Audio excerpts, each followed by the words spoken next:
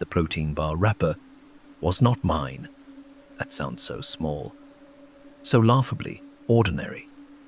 But I want you to hold that detail, sit with it the way I had to sit with it on the cold tile of my bathroom floor, because it is the whole story. It is everything. It was the autumn of 2021, and I'd just come through the worst year of my life. The divorce was finalized in July. By September, I had signed a lease on a remote farmhouse outside Burnsville, North Carolina. An old place, low-ceilinged and wood-paneled, set back from a dirt road in a hollow where the mountains swallowed sound, and the nearest neighbor was 3 miles east. I wanted silence. I wanted the particular mercy of having no one to look at me. The farmhouse gave me both. The first few weeks were exactly what I needed. Cool mountain air through cracked windows, coffee in the mornings, with no one to perform okayness for. I was sleeping better than I had in years. These Appalachian psychological horror stories you hear, the ones about isolated women in remote places, I would have laughed at them. I was not the kind of person things happened to. I started noticing small things around week 3. A kitchen chair pulled out from the table at an angle I didn't remember leaving it. The cabinet above the stove, the one I always closed because the hinge was loose and it banged open when I came downstairs in the morning. I stood in front of that cabinet for a long time. The first morning I found it open. I closed it, told myself I was tired. The incidents accumulated, like water in a bucket, each one small enough to dismiss collectively, too heavy to carry comfortably. My coffee mug on the wrong shelf, the bedroom window unlocked when I was certain I always locked it. My shoes near the front door shifted ever so slightly from the way I'd arranged them. I started a log, a plain spiral notebook, where I wrote down every small thing that felt wrong, every object that seemed displaced, with the time and date and location in the house. My therapist, I was doing weekly video calls from the farmhouse, reviewed what I described and told me, gently but clearly, that this was hypervigilance, anxiety expressing itself as pattern recognition, grief doing what grief does, finding disorder everywhere, because disorder is what you feel inside. She was not wrong about grief. She was not wrong about anxiety. She was only wrong about what I was finding. I stopped the log. I tried to trust myself less. I went on hikes, called my sister more, bought a small television to fill the evening silence. For about 3 weeks, I felt something like peace. The feeling of wrongness quieted. I took that as evidence that my therapist had been right. Then I cleaned under my bed. The wrapper was from a protein bar called Pure Protein Chocolate Peanut Butter flavor. I have never bought pure protein bars. I didn't recognize them as something I'd ever eaten. I turned the wrapper over in my hands for a very long time, crouching beside my bed, the morning light coming in low and amber through the curtains. I found the second wrapper behind the radiator in the hallway. The third was under the bathroom sink, tucked back, behind the pipe. I went to my old log, the notebook I had stopped keeping, and I read every entry from the beginning with different eyes. Eyes that were no longer trying to explain things away. Every single displaced object was near a vent, near a cabinet close to the floor, near a crawl space entrance. The farmhouse had a crawl space beneath it. I'd never been down there. The access panel was in the hallway, a low wooden hatch flush with the baseboard, the kind of thing you stop seeing after the first week. I called a contractor out of Burnsville, a man named Dale, who had worked on old mountain properties his whole life. I told him I wanted the crawl space inspected. He went in with a flashlight and a work light on a long cord. He was down there for about 12 minutes. When he came back up, he sat on the hallway floor with his back against the wall and didn't say anything for a moment. His face had the careful stillness of a man controlling something. "There's a cleared space under your bedroom," he said. "Leveled out, blanket, folded, food wrappers, small battery light." He said it the way you'd say something you wished you didn't have to say. The police came. They found a trail worn into the dirt from the crawl space entrance to the tree line. Not a fresh trail, not something made in recent weeks. The kind of trail that takes months to wear into the earth. The kind made by repeated, practiced movement. When they contacted the previous owner, a woman who had sold the farmhouse and moved to Asheville, she went quiet on the phone for a long time. Then she said she had always felt like things were slightly off in that house. She'd assumed it was the altitude, the isolation. Her own mind. Her own mind. I never went back to collect my belongings. My sister drove up with boxes and a friend, and I waited at a coffee shop in Burnsville while they cleared my things out. I couldn't explain it in terms that felt adequate. I still can't, but here is what I want you to understand. The reason I'm telling this, the reason it matters, I was not wrong. Every single time I felt that low, persistent unease, that whisper, quiet sense that something in my environment had shifted, I was right. My nervous system was reading something real. The air in that house was different, because the house was not empty. My therapist called it hypervigilance. She meant it kindly. But hypervigilance is just another name for an animal still alive. Because it paid attention, the feeling that something is wrong is not always anxiety. Sometimes it is the only part of you still doing its job correctly. File 2 arrived from the Virginia backcountry. The hiker who submitted it checks beneath his car every time he parks somewhere remote. By day 4 on the trail, I had started photographing the blazes. That tells you something about my state of mind, that an experienced hiker, someone who had completed 11 solo sections of the Appalachian Trail over 8 years, had begun documenting trail markers, the way a detective photographs a crime scene. I want to be clear, this kind of psychological horror story doesn't look like horror when it's happening. It looks like curiosity. It looks like you being overly careful. It looks like nothing. Until it doesn't. It was October 2023. I was 3 days into a solo section through the Jefferson National Forest in Southern Virginia, a stretch I'd done once before, years back in better weather. I parked my truck at the Jennings Creek trailhead off Route 614, shouldered my pack at first light, and started north. I noticed the first blaze on day 3. Appalachian Trail blazes are white rectangles painted on trees, 2 by 6 inches, spaced so you can always see the next one ahead. They weather and fade over years. The ones I know have the soft, oxidized look of something old. This one was different. The paint was still slightly clean at the edges. Too bright. I noted it and kept walking. The second one appeared the next morning, lower on the tree than standard, maybe 4 feet up instead of the usual 6 or 7, wrong height, too fresh. I stood in front of it for a long moment. In the cold, early light, my breath misting, the forest still around me. I started looking more carefully. Some of the older blazes had been recently refreshed, touched up with new paint, over the faded original. Someone was maintaining specific markers on this trail. Not the trail service. I knew what official maintenance looked like. This was something else. Something private. On day 4, I found a blaze pointing off-trail, down an unmarked fork, a thin deer path, angling down into a drainage I couldn't see the bottom of. I photographed it. I did not follow it. The cairns started appearing that same morning.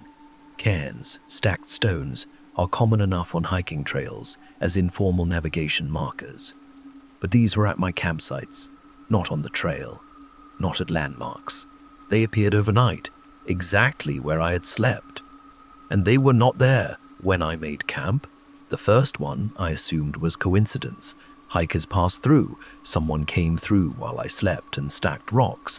Odd, but not alarming. The second one changed that. And the third. The cairns were not near my campsites. They were at them, precisely where my tent had been. Someone was moving through the dark at night, finding my exact sleeping location and leaving a marker that said, "I know where you were." I spread my maps out on a flat rock on the afternoon of day 4 and traced it all backward.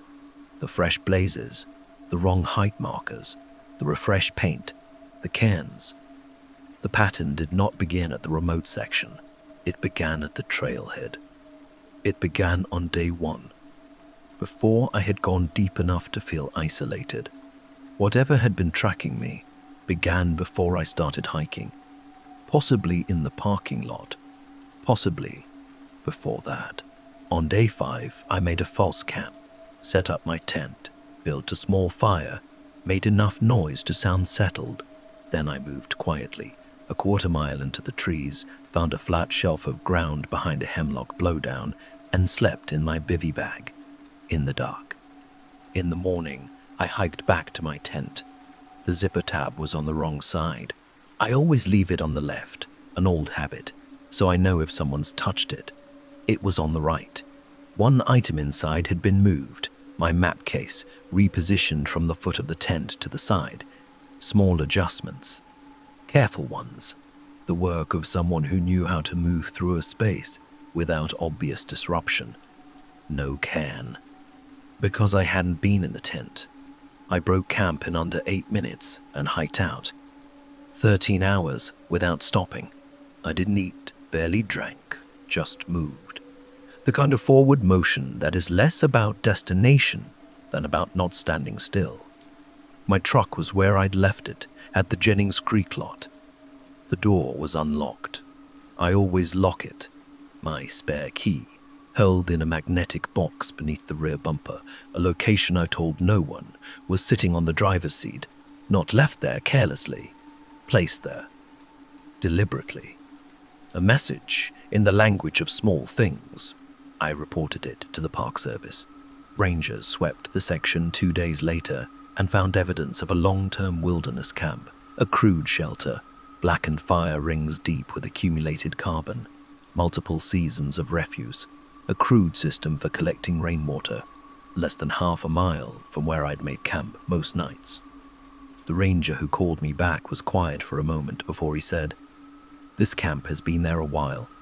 Whoever was living there knew that trail, knew it better than I did, knew it in the dark, knew the way a place feels when you have memorized every sound it makes and every way a person moves through it. I have never hiked alone since. I don't say that with shame. I say it because these true Appalachian horror stories, the ones people submit and share and can't stop thinking about, they're not about monsters.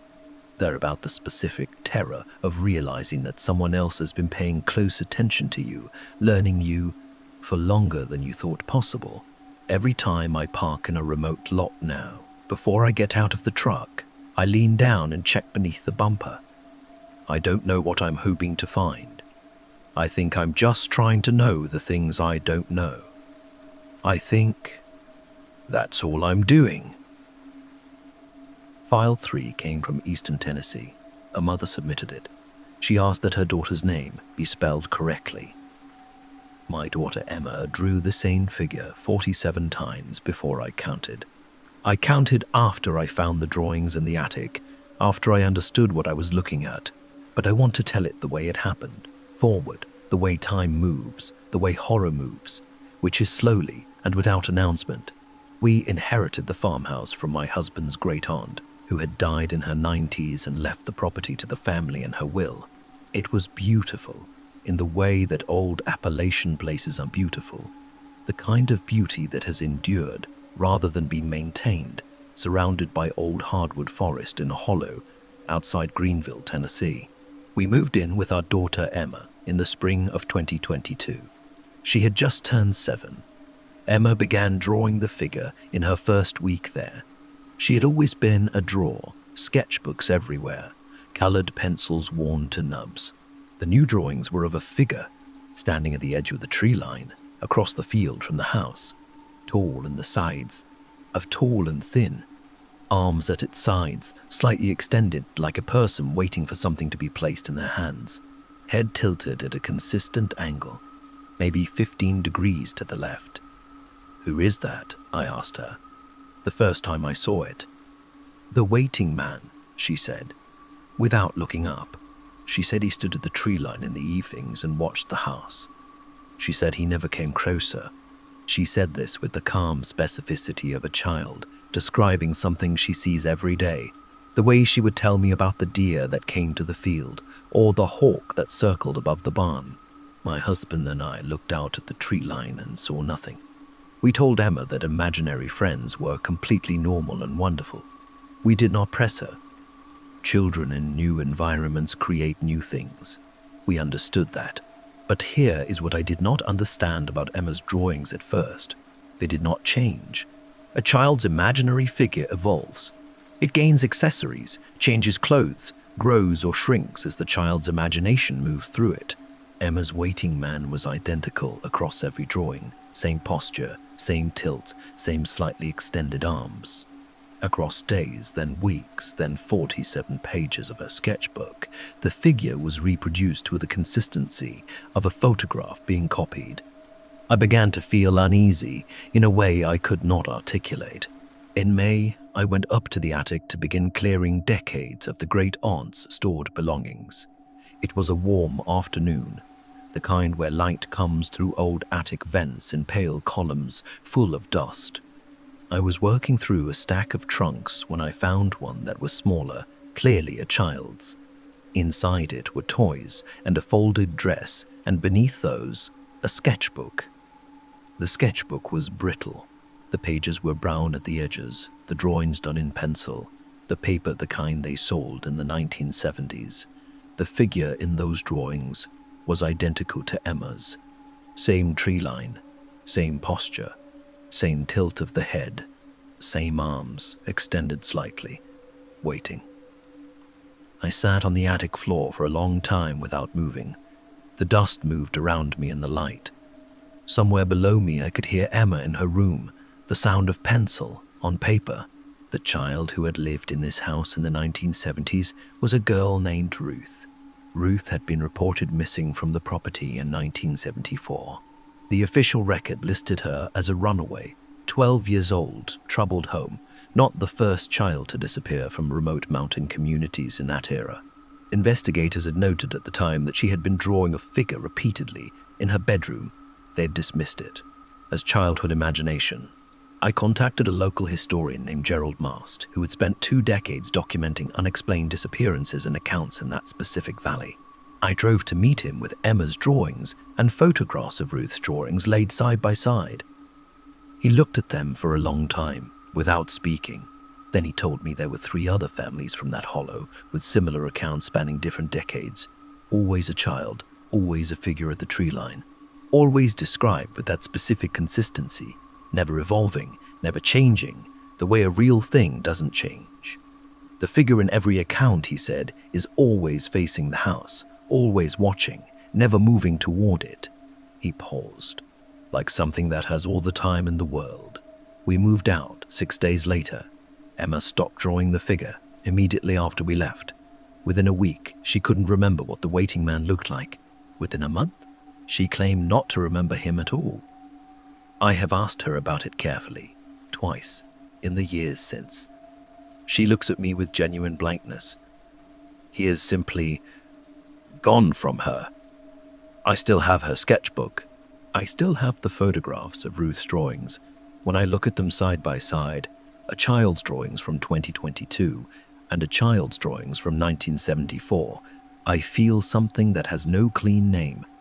Not fear exactly. Something older than fear. Something that knows it has all the time in the world. File 4 was submitted from rural Kentucky. The man who sent it still has the photo albums. He says he opens them sometimes to make sure he didn't imagine it. The figure appears in 31 photographs spanning 30 years. And my mother knew. That is the part I'm still working through, not the figure, not the figuraphs, but my mother. A woman I thought I understood completely. A woman who had apparently been living with something I cannot name for most of her adult life and had chosen, deliberately, not to tell anyone. I moved back to my childhood home in Harlan County, Kentucky in March 2023, 6 weeks after she passed. I was the only heir. The property was remote. The old house, a barn, a smokehouse, and a root cellar on 40 acres of hill country. The nearest neighbor, a significant drive down a dirt road that flooded every spring. I planned to fix the place up and decide what to do with it. I was not planning to stay long. Going through her belongings, I found the photo albums in the living room bookcase, 8 of them, cloth-covered, organized by decade with her characteristic precision. She had labeled the spine of each one in her handwriting, 1980s, 1990s, 2000s. I sat down with them on the first quiet evening, a cup of coffee on the side table, the rural Kentucky dark pressing against the windows. The figure in the 1999 birthday photograph was the first one I noticed. A backyard gathering, my cousin's birthday, maybe 15 people, a picnic table with a cake. At the far edge of the yard, near the fence, was a figure I didn't recognize. Half-turned, slightly out of focus the way background subjects are when the camera has focused on something closer. Not a family member. No one I could place. I assumed it was a neighbor who had wandered over. I set the album aside. 2 nights later, I opened the album from the 1980s. The Christmas photograph on the front porch, 1987. I am in it. I am 5 years old, sitting on the steps in a red sweater. My mother is beside me. Through the living room window behind us, visible between the curtains, there is a shape. Dark, upright, standing inside the house, in the room that should have been empty because we were all on the porch. I told myself it was a reflection, a shadow. The way old photographs catch and hold light in unexpected ways. I'm an adult man who does not believe in ghosts, and I sat there applying every rational explanation I could construct, until the explanations began to sound like the kind of thing a person says when they are frightened. I went through every album, methodically, with a legal pad on the arm of the chair, where I wrote down page number, year, and location in the photograph. 31 instances, 3 decades. The figure, always in the background, always partially obscured by something, a fence post, a door frame, the edge of the barn, a shadow in the tree line, always in a slightly different location around the property. And always, this is the part that made my hands go still on the page, the same size, the same basic posture, across 30 years. Not a person aging, something consistent. I drove to see my Aunt Carol, my mother's sister, 81 now, living in Pineville. I brought one of the albums and said I was looking through old photos, asked her if she recognized everyone in a few of the pictures. She took the album and put on her reading glasses and went quiet, almost immediately. "I've seen him," she said. "Just that. Not who is that? I've seen him." She told me she'd noticed the figure years ago in some of the photographs and had said nothing because she assumed my mother knew about it and had chosen not to discuss it. My mother, she said, had a way of deciding what she would and wouldn't address. It was a defining quality of her character. My mother's personal journals were in her bedroom closet in a shoebox, 12 of them going back to the 1990s. I read them in order over 3 days. The entries from the early years describe what she called feelings, unease, the persistent sense of being watched from the back of the property, shapes near the barn at night she couldn't identify clearly. She wrote about hearing footsteps on the property when she knew no one was there. She wrote about it with her characteristic restraint, as though documenting facts rather than feelings. And then, in a journal from 2015, this entry: "I have decided not to look at the photographs anymore. Some things are easier not to know." She had found the figure. She had understood what it meant. And she had made a decision, not in a moment of panic, but with the quiet deliberateness that defined her, to continue living her life in that house, with that presence in the background of it, without speaking of it to anyone. I hired someone to do a structural search of the property. The smokehouse, 50 feet from the back of the house, directly visible from my mother's bedroom window, had a crawl space beneath its floor. Fresh footprints in the dirt, recently disturbed. My mother slept in that back bedroom for 40 years. I think about her often now. I think about what it means to live inside a knowledge you have chosen not to examine, whether that is denial or something else entirely. a form of endurance I don't have the vocabulary for yet. I sold the property. I took nothing but her journals and the photo albums. I keep the albums because on the nights when I start to doubt my own memory, when the whole thing begins to seem like something I constructed from grief and isolation, I open them. I look at the figure in the Christmas photograph, 5-year-old me on the porch steps, my mother beside me, and in the window behind us, standing in the empty room. That shape. These kinds of true Appalachian horror stories, these psychological horror accounts, people always ask what the thing was, who it was, what it wanted. My mother, who was smarter than me and braver than me, and apparently lived with the question longer than anyone should have to, left no answer in her journals. Only that single line about the photographs, about the mercy of not looking. I look. I keep looking. I'm still not sure which of us is right. File 5 came from Western Virginia. 2 people submitted it. The husband first, then the wife separately, on the same night. Neither knew the other had written in. The last entry in the dead man's notebook was written for us. He didn't know our names. He didn't know who would come after him, whether it would be a young couple or a developer or someone who would throw the notebooks in a dumpster without opening them. But he wrote the note anyway, tucked it into the back cover of the last journal, and we found it. The way he must have known someone eventually would. But I need to start earlier. I need to start where we started. My wife and I bought the cottage in the spring of 2022, a remote mountain property in Pocahontas County, West Virginia, sold through the county after the previous owner died alone, with no next of kin. The listing described it as a 1-story frame cottage, original outbuildings, mature hardwood forest, mountain views. The listing did not describe the 40 years of accumulated life still inside it. The furniture, the kitchen equipment, the books stacked on every shelf, the small study lined with notebooks. The previous owner, I will call him Mr. Aldrich, which is not his name, had apparently lived there since the early 1980s. He had lived and died alone in that cottage, in that specific hollow in the mountains. And when we took possession of the property in April, it felt less like purchasing a house, and more like stepping into a life that had simply paused mid-sentence.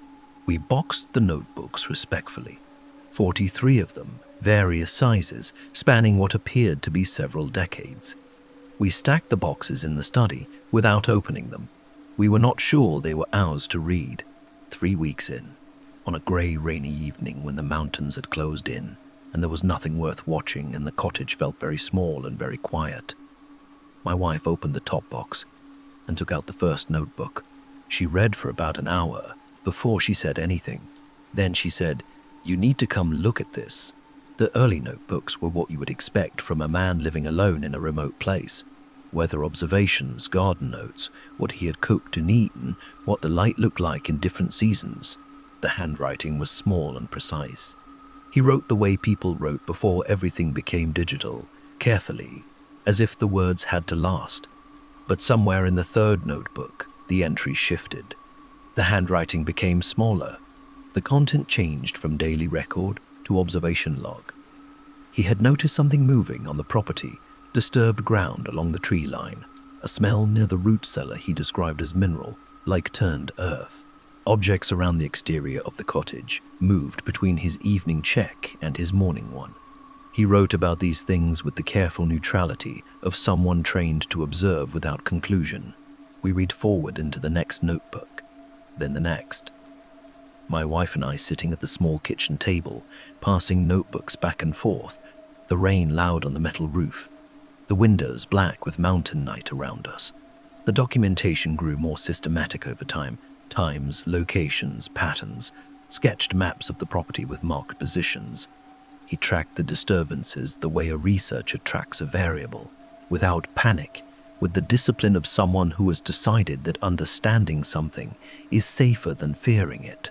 These aren't just true horror stories. They are something closer to a psychological horror case study, the log of a man who chose observation over flight. The direct sightings began in a notebook from 2009. He called it simply It. He never assigned it a gender, a face, a name, a form. He wrote about it the way you write about weather or wildlife, factually, without anthropomorphizing. It stood at the north fence this evening from approximately 6:40 to 7:15 p.m., retreated to tree line when I moved toward the window. The entries were clinical, methodical, the work of a man who had decided that the most honest response to an unexplainable phenomenon was to document it, rather than explain it. What struck me, what I kept returning to as we read, was the absence of fear in his writing. Not denial, not bravado, something quieter than both.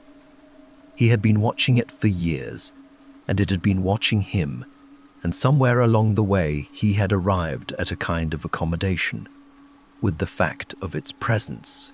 His final entries from the week before he was found were the calmest of all.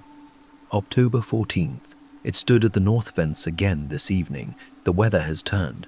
It did not stay as long as usual, perhaps an hour. I find I have started to note its absence on the evenings it doesn't appear, the way you note the absence of a sound you have grown accustomed to. October 17th. Clear night. It was at the fence from dusk until well after dark. I sat on the porch with my coffee, and we watched each other for a long time. I believe it has been here longer than I have. I believe it was here before the house was built. I have stopped trying to understand what it wants. I think it simply watches. I have grown used to being watched. My wife and I sat in silence when we finished that entry. The rain had stopped at some point while we were reading. The cottage was very quiet. It was my wife who looked toward the window first. She said my name in a particular way. Quiet, steady, the way she says it when she needs me to pay attention. The north fence was 40 yards from the cottage, through the dark. At the fence line, where the property ended and the forest began, there was a shape. Still, upright. Facing the house, we watched it for what felt like a long time. It didn't move. It made no approach. It simply stood there, in the way that Mr. Aldrich's notebooks had described, decade after decade present, attentive, patient in a way that suggested time was not something it worried about. We went inside, we locked the door. We did not discuss what to do next because there was nothing to discuss. There was only the decision we were both already making without words, whether to stay or go, whether to become the kind of people who document or the kind who flee. In the morning, I went back to the notebooks and found the first entry in which Mr. Aldrich had recorded anything unusual on the property. The date on that entry was 11 years before he purchased the cottage. He had known about the property before he bought it. He had heard about what was there, from whom, through what channel, he never recorded, and he had chosen to move in anyway. Notebooks ready, prepared to watch as well as be watched. The loose page was tucked into the back cover of the last journal. The handwriting was very deliberate, the way you write something you have composed carefully in your mind before you put it down. It said, "Don't be afraid. It doesn't come closer. It has never come closer. It only watches." The hardest part, the part that took me years, was learning that being watched is not the same as being in danger. The hardest part was learning to watch back. We have stayed. I won't tell you it is comfortable. I won't tell you the shape at the fence in the evenings has stopped being strange. It has not, and I don't believe it ever will. But I have started keeping my own notebook. My wife has started keeping hers. We compare them at the end of each week. What we noticed, what positions it held, how long it stayed, how it moved when it retreated. If you love true Appalachian horror stories, these psychological horror accounts from the mountains, if you listen to them in the dark and wonder what you would do, I want you to understand that this is what we chose, not courage. Something more complicated than courage. Something that feels on the quiet evenings when we sit on the porch with our notebooks and the shape appears at the north fence, almost like conversation. It watches us. We watch it back. Neither side has spoken yet. That closes the archive for tonight. Subscribe and send us your own unexplainable files. If you need to keep going, Click the tape on your screen right now